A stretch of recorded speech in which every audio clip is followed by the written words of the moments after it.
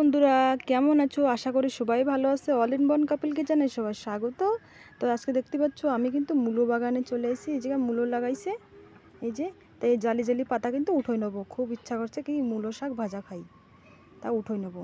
আর ওইদিকে কিন্তু গাঁটকপি লাগাইছে কেবল, দেখতে পাচ্ছ। ভালো করে উঠোই নি জালি জালি পাতা। তো আমি কিন্তু পাতা উঠোই নিছি, এবার বাড়ির দিকে যাই। তো আমি কিন্তু মূলো শাকের পাতা উঠিয়ে ভালো করে ধুয়ে ভালো করে কুচি কুচি করে কিন্তু কেটে নিছি। কড়াইতে দিয়ে দিয়েছি তেল।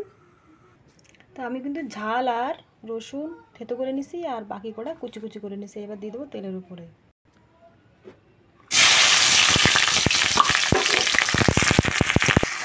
এবার একটু নাড়াই চড়াই নিই, হালকা হালকা লাল লাল করে ভাজলেই হয়ে যাচ্ছে।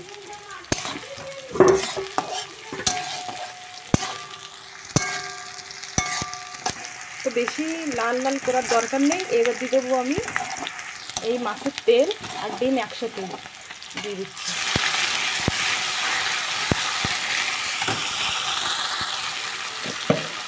আর দিয়ে দেবো সামান্য হলদি, আধা চামচের মতন।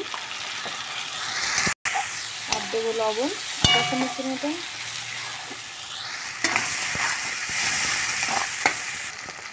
তো এবার কিন্তু ভাজা ভাজা গেছে। এবার দিয়ে দেবো মূলো শাক, একটু পাতা শাক দিয়ে দেবো, কুচনো পাতা।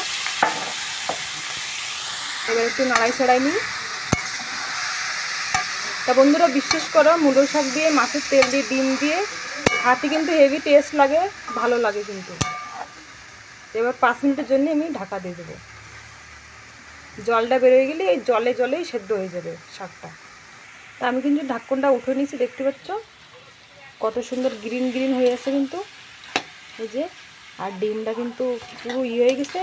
এবার ভালো করে হাত ধিমিয়ে আসে, ভালো করে লাল লাল করে, হালকা লাল লাল করে ভেজে নেবো সুন্দর করে। তো ভাজাটা কিন্তু মূলো শাক ভাজা কিন্তু হয়ে গেছে, একটু কড়াইতে লেগে গেছে, কোনো ব্যাপার নেই, দেখুন হয়ে গেছে কিন্তু। এবার আমি কিন্তু নামাই নেবো, দেখতে পাচ্ছ। খাতে কিন্তু অসাধারণ। বিশ্বাস করো, তোমরা এরকম করে মাছের তেল টেল দিয়ে, মাছের ডিম দিয়ে মূলো শাকটা কিন্তু ভাজা করতে পারছো। বাচ্চারা খায় না, সেই বাচ্চারাও খাবে কিন্তু, হেভি টেস্ট লাগে। তো আজকের ভিডিও কিন্তু এই যে সময় করতে পাই, টাটা।